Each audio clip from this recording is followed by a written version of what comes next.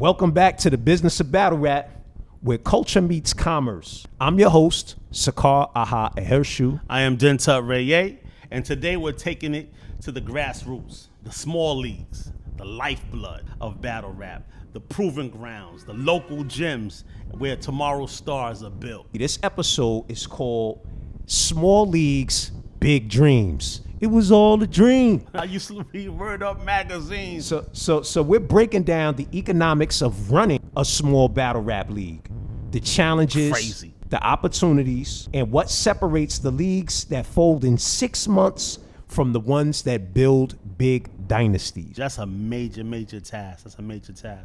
Let's start here. Without small leagues, there's no battle rap ecosystem. The big leagues, URL, King of the Dot, RBE. all recruit from the small leagues. That's where battlers sharpen their skills and build their following. And for the culture, it keeps things alive. In local communities, small leagues are often city-based, whether it's in Atlanta, Houston, Detroit, London, or even Legos. Legos, I'm talking about. Exactly. Yep, they create regional flavors of the art. But there's the business side. Small leagues usually operate on tight budgets. We're talking $500 to $2,000 events with no sponsorship or little sponsorship, and mostly ticket sales and YouTube upload revenue. So the question is, That's facts. can small leagues ever become profitable? Or are they passion projects by design? That's a great question. So I think it's a mix of both. I think when you're in bigger markets, there's a lot more opportunity to be profitable based on demand, people watching. And you had some examples. I want to say Gates of the Garden. I think that's like a passion project that's become a juggernaut. You got something that just started in a particular region, and now they're arguably representatives for the whole entire state. No, that's a good one. Great example. Matter of fact, versetracker.com, if you check out versetracker.com, actually I want to give you guys the amount of battle leagues that are listed on that website. So it's actually 908 leagues that are listed. First Tracker. Yeah, so and if you look at how many total views Gates of the Garden has, 17,100,000. Wow. That's nothing to sneeze at. Total battles, 1,000.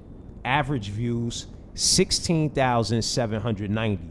So when we kind of ran it through, and again, you know, hey, shouts out to Dre Dennis. We booked him before for MC War. Right. We're not pocket watching, but we just wanted to give the people an idea of what a small league can generate. So mind you, this is just one state of New Jersey, one league. Matter of fact, they're South Jersey, if I'm correct. Let me know if I'm wrong in the comments.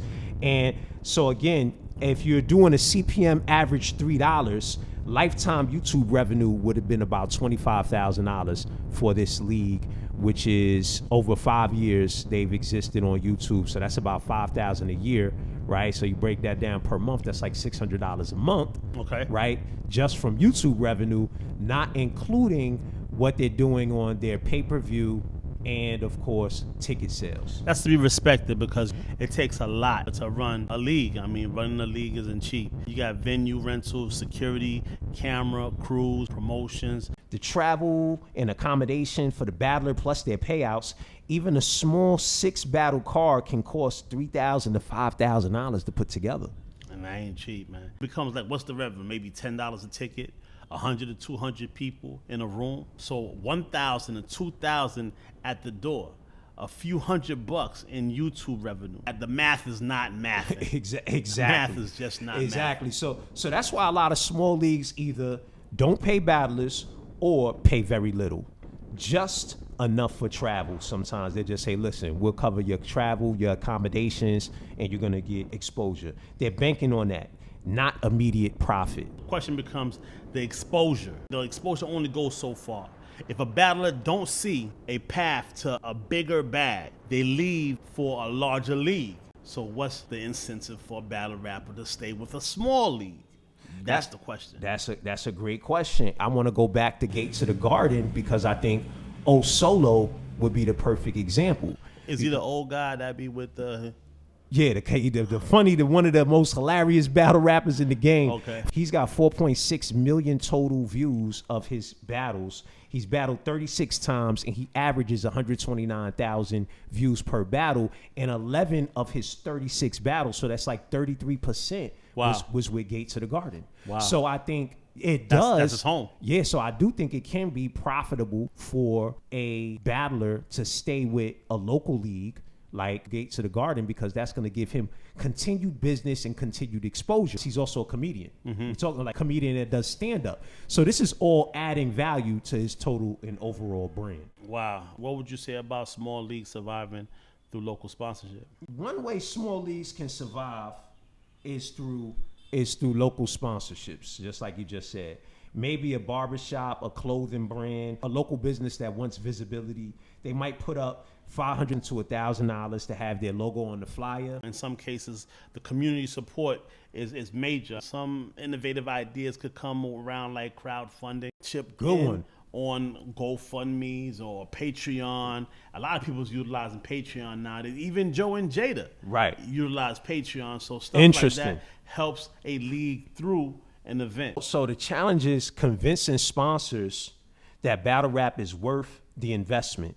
A small league might only pull 200 people live, but if their battle gets 50,000 YouTube views, that's real digital reach. Right. And here's the flip side. Should small leagues even chase corporate sponsors, or should they double down on grassroots support and authenticity? Definitely chase corporate sponsors, especially depending on where you are. If you're in a market like New York City, right? They got Verbal Warfare, I believe, is in New York City. Okay. Or if you're in Atlanta or Houston, those are huge markets where you could get a corporate sponsor that can see the value. It could be a Cricket Wireless. It could be a Metro PCS, right? Who is definitely interested in local subscriptions. Yes, I think that. Now, of course, you can look for local sponsors too. You could look for the barbershops as well. Now, if you're way out in, let's say, Utah, then it might be a little bit different. Then you might want to lean more on the Patreon, GoFundMe to support you, because it might not necessarily be feasible for you to go for a corporate sponsor in a market like that. I get it. So what would be some case studies? Bullpen Battle League out of Atlanta. Founded by John the Don. He started small but built a reputation for quality events, good production, and star power. They carved a lane and became a feeder league for URL. Interesting. Then you have examples of leagues that overspent trying to book big names, couldn't cover costs, and disappeared after a few events. It's the same mistake over and over, chasing clout without a business plan. So what's the lesson here? Sustainability, start small, focus on consistency, build an audience before trying to headline with a $20,000 battle rapper. Does that make sense? That makes a whole lot of sense. And so Bullpen's Battle League, if you go to versetracker.com, they've got 26 million total views. They've got 226 battles, and they average 118,000 views per battle. So those are big numbers. Where do small leagues go from here? I think the answer is, and you brought this word up the other day, partnerships. Partnerships. Leagues need to partner with streaming platforms, bigger leagues, or even brands that believe in the culture. Interesting. Okay, I agree. I totally agree.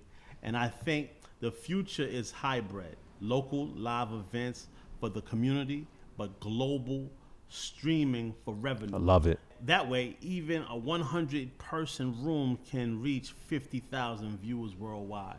And battlers in that situation, they benefit too. Because if small leagues can guarantee digital exposure, even without huge checks, they stay relevant and build their brands until the big leagues call. The dream is a small league don't just feed the culture. They thrive as a business, but it's going to take innovation, partnerships, and a shift in mindset.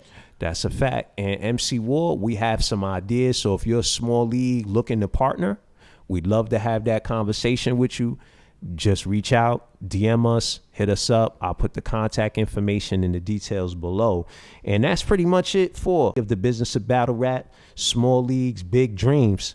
We've broken down why small leagues matter, the financial struggles they face, and the paths to sustainability. It's not just battle rap, it's a business. That's a fact. So next episode will be about clips that print money, how short form clips and viral moments are becoming the most valuable currency in the culture. That one gonna be fire. Wow. That gonna be fire. So make sure you subscribe, share, tell a friend. Tell a friend. Because the battles happen on stage, but the business, that happens right here.